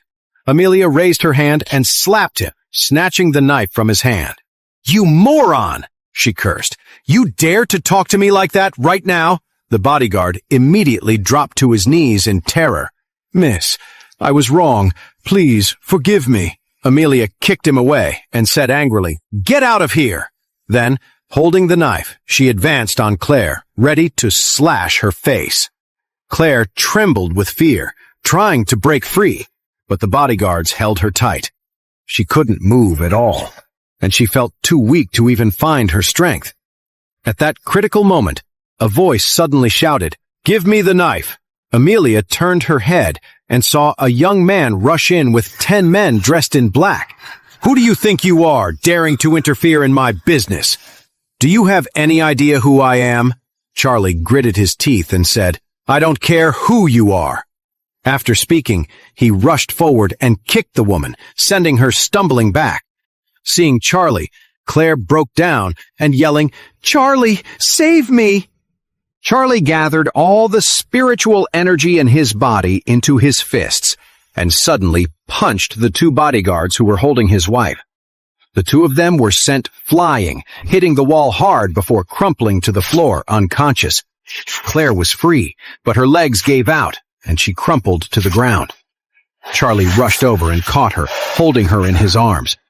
He saw the red handprint on her face, and his heart ached with fury. "Claire, it's okay," he said softly. "I'll get revenge for you." Claire sobbed, clinging to him. "Please, just take me home," she cried. Charlie gently patted her back and said calmly, "Don't worry. I'll take you home. No one is ever going to hurt you again." As he spoke, a calming wave of energy seemed to flow from his hand, and Claire fell into a deep sleep. Charlie gently laid Claire on a nearby sofa and said to Isaac, "Protect my wife." Isaac nodded grimly. "Mr. Wade, don't worry. She's safe with us. I'll stake my life on it." Charlie turned to the woman he had kicked, Amelia. He grabbed her by the collar and hauled her up from the ground, then punched her squarely in the face. "You hit my wife?" Amelia, her face now bloody, shrieking hoarsely, "You dare to hit me? Do you know who I am? I'll have you killed." Then she screamed at her remaining bodyguards, "Kill him for me! I'll give $1 million to whoever kills him." The bodyguards' eyes lit up at the offer, and they immediately charged forward. Charlie said blankly to Isaac's men, "Kill them all." Several of the men in black instantly pulled pitch-black pistols from their jackets and opened fire on the bodyguards. The bodyguards never imagined that this group of men in black would be armed, and their aim was perfect. Every single shot hit a bodyguard in the head. In an instant, all of Amelia's bodyguards were dead, each one taken down with a single precise shot. Amelia stared in horror at the sudden carnage. "Who are you?" she stammered. Charlie sneered. "I'm Claire's husband." Silas, who was standing frozen nearby, started to tremble. "You're the house husband from the Wilson family." Charlie smiled and asked him, "What? Are you surprised that a house husband can have this kind of power?" Silas nodded frantically. Amelia, recovering slightly, blurted out, "Let me tell you something. My name is Amelia. I'm the daughter of the Foster family from San Francisco. You've heard of the Foster family, right? Our masters are the Wade family of Eastcliff. If you mess with me, I don't care how powerful you think you are, the Feng family will destroy you, and the Wade family will destroy you." "Oh," Charlie smiled coldly and said to the shaken woman, "Listen closely. I am a son of the Wade family of Eastcliff. I am your master. My name is Wade." When those words hit, it was as if Amelia had been struck by lightning. She stared at Charlie, her eyes wide, as if she were seeing a ghost. "You're Mr. Wade? From the Wade family? How is that possible? How could a Mr. Wade be in a small place like Orris Hill?" Just then, Isaac stepped forward and yelled, "Amelia, how dare you act tough when you're about to die? This is our young master, Charlie." Amelia's eyes locked onto Isaac. Isaac Craven, the spokesperson for the Wade family in Orris Hill, the very man her father had been desperately trying to get close to. Why was he here? Could it be? Was this young man really the young master of the Wade family? Amelia suddenly collapsed, kneeling on the ground and bowing and scraping desperately. "I was wrong, Mr. Wade. Please, forgive me. I truly know I was wrong. If I had known she was your wife, I would have never dared to lay a finger on her, Mr. Wade." Silas was paralyzed with fear. He dropped to his knees with a thud and pleaded with tears in his eyes. "Mr. Wade, please, forgive me." Charlie's expression was icy. "You plotted against my wife," he said, his voice low and dangerous. "And you still expect me to spare you?" After that, Charlie shouted to the men in black, "Shoot that piece of trash between his legs!" One of the men in black raised his gun and fired without hesitation. In an instant, blood bloomed across Silas's pants. He was ruined. Charlie spoke again, his voice like ice. "Handle him. He should only be able to move his head for the rest of his life." Two men in black stepped forward, and one struck Silas hard at the base of his spine. Silas felt a sharp, blinding pain, but it only lasted for a second. The next moment, he couldn't feel anything below his neck. Silas was filled with absolute despair. He wanted to kill Charlie. A man in black looked at Charlie and asked, "Mr. Wade, what should we do with this woman?" Charlie said with a cold face, "The same." Amelia went insane, grabbing at her hair and screaming, begging for mercy. But Charlie wasn't going to give her a chance. If you dared to cross him, there was only one way it would end. No! Killing them with a single shot would be letting them off easy. Amelia's spine also broke. Just like that, both husband and wife would never have a chance of recovery. Isaac stepped forward then and said respectfully, "Mr. Wade, the 300 heavy excavators I've gathered have arrived. Just say the word, and we'll flatten the entire Bennett Materials Group immediately." "Okay," Charlie nodded and said coldly, "Tell all the workers to get out within 10 minutes. Whew.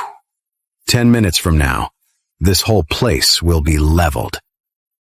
Silas and Amelia were terrified. A lifetime of hard work gone just like that.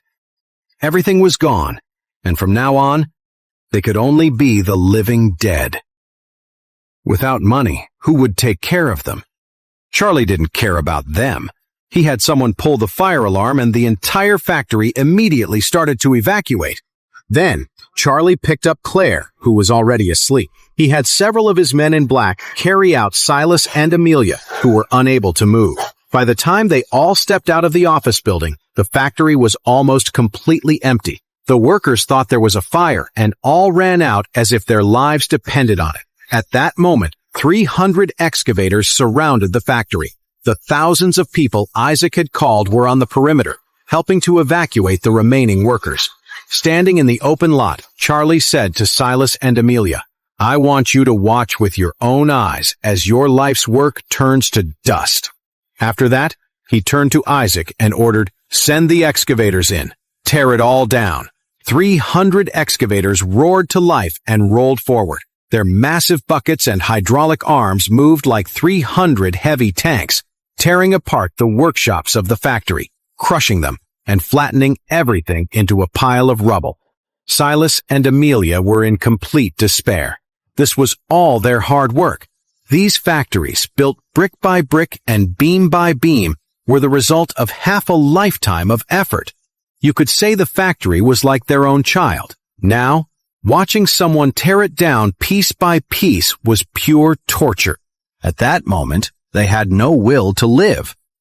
Later, Charlie turned to them and said, "I'll spare your miserable lives, but you'll remember me. If anyone dares to reveal my identity to the outside world, I will kill your entire family.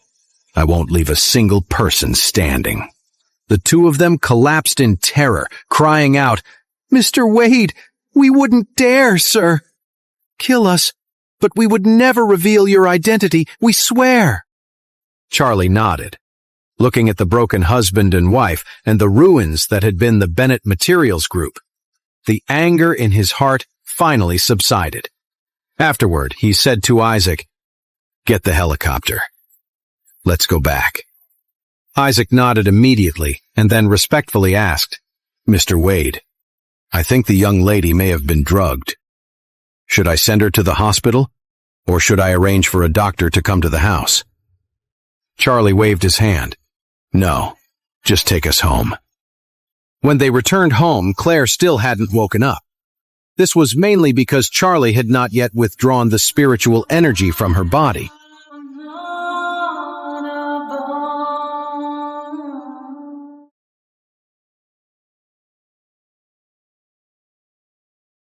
After getting home, Charlie laid her on their bed and withdrew the spell from Claire's body. A moment later, Claire woke up. "Charlie!" Claire's eyes fluttered open. When she saw his face, relief washed over her, and she immediately burst into tears. Charlie quickly comforted her. "It's okay, baby. Don't be afraid. I brought you home." "Home?" Claire looked around, recognizing their bedroom. She quickly asked, "Silas Bennett, he didn't hurt you, did he?" "No," Charlie said. "Silas and his wife are taken care of, and the entire Bennett Materials Group has been leveled. I guess it's true what they say. What goes around, comes around." Claire was shocked. "What? How? What happened?" Charlie smiled faintly. "I called a few friends to help get you out. Turns out the Bennett Materials Group, the office building, the whole factory, it was all shoddy construction. Right after we got out, one of the workshops exploded. The blast took down the whole factory. It's too bad you were asleep. Otherwise, you could have seen it fall like dominoes." Claire couldn't believe it. A perfectly good factory. A workshop exploded and the whole thing was leveled? "Yep," Charlie nodded. "It was a huge explosion. I guess it was karma." After saying that, he quietly sent a text to Isaac. "Get the media on this. Tell them the Bennett Materials Group collapsed in a chain reaction after a workshop exploded." Isaac replied almost instantly. "Don't worry, young master. It'll be on the news right away."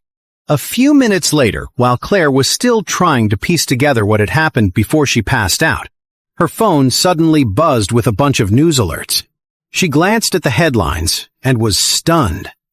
The headlines were all about an accident at the Ores Hill Bennett Materials Group. The reports said the accident caused the collapse of an engineering workshop, which led to the entire plant coming down. Several people had died. The owner, Silas Bennett, and his wife were also seriously injured. Charlie said, "See, I wasn't lying, was I?" Only then did Claire believe it. "Huh!" she exclaimed. "He really was evil. I guess he got what he deserved." After a moment, she asked Charlie nervously, "When you got there, that monster didn't do anything to me, did he?" Charlie nodded and said, "Your clothes were untouched when I arrived. It was Silas's wife who rushed in and stopped him from trying anything." 2 lines of tears streamed down Claire's face. "Charlie, I'm so sorry." Charlie quickly said, "Hey, don't say that. What are you talking about? I don't blame you at all. It's on me. It's my job to protect you, and I let that creep get close enough to almost hurt you." Claire was so moved that she just hugged Charlie tightly without saying a word. In that moment, she realized just how deep Charlie's feelings for her were, and a profound sense of happiness washed over her. That afternoon, the news that the Bennett Materials Group had been razed to the ground sent shockwaves through the entire upper class of Ores Hill. And even though the official story was an accident, no one in those circles believed it for a second. Everyone immediately started speculating about which powerful figure was behind it. After all, almost no one in Ores Hill had that kind of power. Who could it be? Everyone's minds immediately raced, connecting the dots between recent mysterious events in Ores Hill. There was the mysterious, God-level rich man who became a sensation on the internet after showing up with more than a dozen luxury cars and spending over $10 million in cash to buy a diamond. There was the new chairman of the Grand Group, who acquired the company and then threw $2 billion at building a 6-star hotel. There was the mysterious person who booked out the entire Sky Garden for a private wedding, something that had never been done before. And now, there was this powerful figure who had leveled the Bennett Materials Group in a single afternoon. All these clues pointed to one person. The only person who fit all these descriptions was the mysterious chairman of the Grand Group. Besides him, who else had that kind of power? And just like that, the identity of the Grand Group's chairman in Ores Hill became even more of a mystery. The person most upset about the Bennett Materials Group being destroyed was Mrs. Wilson. With the Wilson family's finances a little tight, she had been hoping Claire could convince the Bennett Materials Group to give them some materials on credit, which would have been a way to ease their financial pressure. Unexpectedly, the entire Bennett Materials Group was wiped out in a single afternoon. Now, Mrs. Wilson's biggest worry was money. Figuring out how to raise some capital had become her worst nightmare. Claire didn't tell her grandmother what had happened. After that whole ordeal, she secretly decided to stay out of other family business and just focus on her partnership with the Grand Group. From now on, even if her grandma asked, she wouldn't get involved. The next day, Claire felt much better, both mentally and physically, and was eager to get back to work.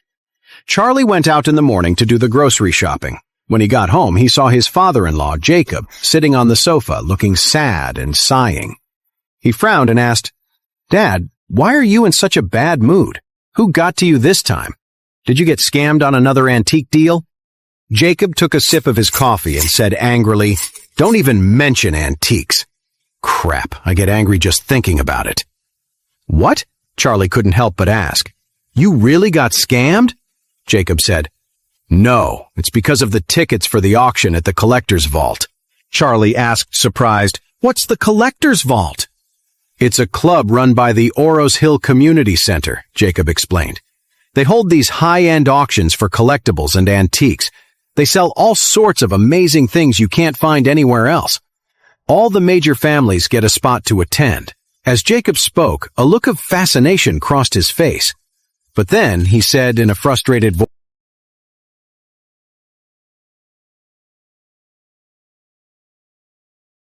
"The second Elaine heard about a bracelet worth $5 or $6 million, Her eyes lit up. A bracelet? Where is it? Show it to me. Charlie was instantly on guard. He said, "Mom, the bracelet's in the bedroom, but I'm planning to return it." Return it? Elaine frowned. Are you out of your mind? Returning something worth $6 million. Charlie said, "I just did him a small favor. It wouldn't be right to accept something so expensive for that." Who cares about what's right? Elaine blurted out. If he was willing to give it, we should be willing to take it. So where is the bracelet? If you don't want it, I'll take it. Charlie knew his mother-in-law was up to no good. He had actually planned on giving the bracelet to Claire, but he hadn't found the right moment to tell her, so he'd been holding on to it. He just didn't expect Jacob to have such a big mouth and spill the beans. It wasn't that Charlie couldn't part with a multi-million-dollar bracelet. After all, he had nearly $10 billion in his account. What kind of bracelet couldn't he afford? The main thing was, he felt his mother-in-law didn't deserve to wear something so precious. With her greedy and petty personality, a $20,000 or $30,000 bracelet was more her speed. But Elaine wasn't about to let this opportunity slip by. A $6 million bracelet? Imagine the bragging rights. So she pushed again. Where is the bracelet? Take it out and let me see it. Claire, sitting beside him, knew that if that bracelet ever made it into her mother's hands, they'd never see it again. So she chimed in. "Mom, since we're going to return it, let's not even take it out to look at it. What if we bump it or drop it? It would be hard to explain that." "Return it?" Elaine shot up, getting worked up. She snapped, "What is wrong with you?" Claire knew her mother would try to get her hands on it, so she stood firm. "Mom, don't argue. Charlie and I already discussed it, and that's final." Elaine knew Claire's personality. If she was set on returning it, there was no stopping her. The thought of a multi-million-dollar item being sent back made her heart ache, and she burst into tears. She cried, "It's fine to have a live-in son-in-law, just fine. But my own daughter isn't even on my side. I might as well be dead." Claire put a piece of meat on her mother's plate and said, "Okay, Mom, I'll buy you a bracelet one day." "You better mean that." On the day of the auction, Charlie had just come out of his room and into the living room early that morning. Jacob was already there, waiting impatiently. His face lit up when he saw Charlie. "Charlie, let's get going! We can't be late!" Jacob had been so excited about the auction that he barely slept all night. He'd been waiting right there for Charlie. The moment he saw him, he rushed him out the door. The Collector's Vault was a private club for art and antique enthusiasts in Orris Hill. Their headquarters were a manor in a scenic part of the suburbs. The president of the association was a big deal. Rumor was he was a real estate mogul from in-state with a passion for art and collectibles. He put up $100 million and got a group of like-minded business people together to create Grand Central Hall. Charlie and Jacob arrived at the gate of Grand Central Manor, parked the car, and got out to look around. The grounds were gorgeous and peaceful, with an undeniable air of luxury. All the cars parked outside were high-end luxury models. The one Charlie drove stuck out like a sore thumb. When Jacob got out of the car, he hurried towards the entrance. Jacob was buzzing with excitement. It was his first time at such an exclusive event. He kept looking all around, a little intimidated and unable to fully relax. At the entrance, Jacob nervously handed over the invitation. He was worried. What if the invitation Charlie got was a fake? But the guard at the door scanned it without issue and said respectfully, "Please, come in." Jacob let out a sigh of relief and walked in with Charlie. Just as they stepped inside the venue, Harold, dressed to the nines, strutted in behind them. The moment Harold saw them, he frowned, a look of surprised shock on his face. Charlie and Jacob were here. What were these two losers doing here? The whole Wilson family only got one invitation, and he was holding it. How did these two bums get in? Remembering all the times Charlie had made a fool of him, Harold stormed over angrily and yelled, "Charlie, how did you get in here? Do you have any idea where you are?" Charlie heard Harold's annoying, squawking voice and couldn't help but frown. When Jacob saw Harold, he just smiled smugly. "Oh, Harold, you're here too." Harold didn't just look down on Charlie. He had just as much contempt for his uncle Jacob. He frowned and asked him, "What are you doing here? You have an invitation?" "Of course," Jacob blurted out. Harold asked aggressively, "How could the two of you possibly get an invitation? Where did you get it?" Charlie glanced at him and said coolly, "Harold, where we got our invitation is none of your business." Harold sneered. "A couple of losers like you? Get an invitation from the Smith family? Yeah, right. I bet you stole someone else's invitation to sneak in here, didn't you?" Charlie didn't even bother to answer him. He just turned his head away without a word. His dismissive attitude just made Harold even angrier. To him, Charlie was just trash. He had zero standing in the Wilson family, a total nobody. And now, seeing Charlie here at the collector's vault, Harold felt completely humiliated. Why was this loser, who basically lives off scraps, standing here next to him? Harold glared at Charlie, pointing a finger right in his face. "Tell me, how did you two get in here?" Charlie frowned and said to Jacob, "Dad, just ignore this idiot. Let's go. Don't pay any attention to him." "Stop right there!" Harold stepped in front of them, blocking their path and staring them down. "Trying to run away? Feeling guilty? You must have cheated your way in. You don't belong in a place like this. Show me your invitation." Charlie was getting angry now. He could put up with a lot, but he wasn't going to let Harold provoke him over and over. He said coldly, "You want to see my invitation? You're not worthy. Get lost." Harold's face tightened, anger flushing his cheeks. In his mind, Charlie had always been a pathetic wimp. How dare he tell him to get lost? Harold grabbed Charlie's arm and said icily, "You're not leaving until you explain yourself." Harold lunged at him, but Charlie sidestepped him easily. Then he grabbed Harold's wrist, gave it a little shake, and sneered. "What's the matter? Hand all better? Guess once the scar fades, you forget all about the pain." Harold felt a surprising amount of force and stumbled back a couple of steps, shocked and angry. This guy was a lot stronger than he looked. Realizing he couldn't take Charlie, Harold cursed under his breath. "Damn it. You just wait, you piece of trash. I'm getting the manager to throw you out." With that, Harold turned and called for the manager. A moment later, a middle-aged man in a sharp suit walked over, flanked by 2 security guards. The man put on a welcoming smile for Harold. "Mr. Wilson, what can I do for you?" "Manager, check their invitation." Harold pointed a finger at Charlie and said with a sneer, "I have a feeling it's a fake." To protect the guests' privacy, the invitations didn't have names, just a passcode. The staff could enter the code into an app on their phone to verify the attendees' names. The manager glanced at Harold's expensive suit and knew he was from a wealthy family. Then he looked at Charlie's plain clothes and gave a dismissive smirk. "Sir, I'll need to see your invitation so I can check it." His tone was polite, but his eyes were full of contempt. Charlie's simple clothes made him look completely out of place among the usual crowd at the collector's vault. Charlie caught the condescending look in the manager's eyes and felt a flash of anger. He said coldly, "And what if I don't?" The manager coughed, his expression turning cold.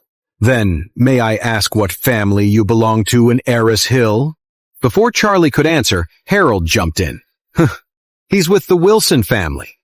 "Well, not really. He's a house husband married into our family. He's not really a Wilson. He's more like our dog. The words house husband told the manager everything he needed to know. Why would anyone with any real status in Oris Hill become a house husband? The manager's face hardened. All right, let's have it. How did you get in here? Dealing with this whole group was getting on Charlie's nerves. He was also pretty disappointed that the collector's vault treated its guests so differently based on how they looked.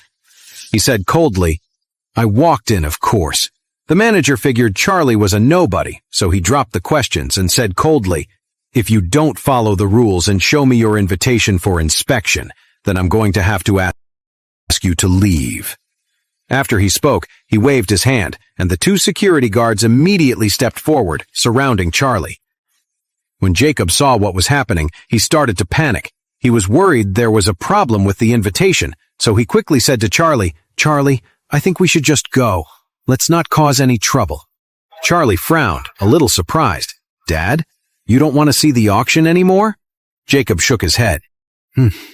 No, I'm done. We shouldn't have come here in the first place.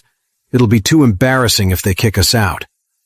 Charlie nodded, seeing that Jacob had made up his mind. He didn't say anything else. It was just an auction, and he wasn't really here for it anyway.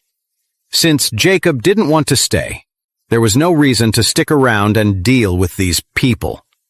As for Warnia, if she asked about it later, he'd just tell her, Sorry, but I guess I'm not good enough for a place owned by the Smith family. With that, he turned and started to leave with Jacob. Harold laughed obnoxiously behind them. You two losers. Scared now? Got a guilty conscience? You really have a death wish, trying to sneak into a Smith family auction? Charlie ignored him and kept walking. Just then, a sudden commotion erupted from the crowd.